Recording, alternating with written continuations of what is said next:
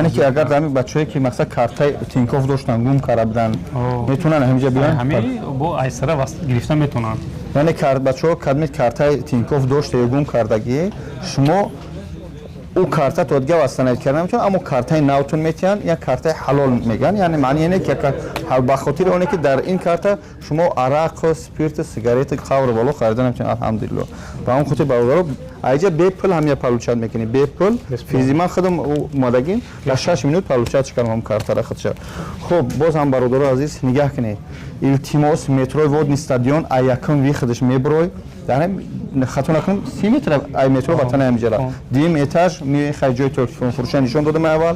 میبیه همجا اوچرت قطی خواهش مسئله نیست تو کدوم پاسپورتتون نو کردگی التیماس صد التیماس اما سینوسات و ابنویت برای که نمری پاسپورتی پیشگیر با ایش فرق میکنه و اون خاطر شما با ایجا نگفتید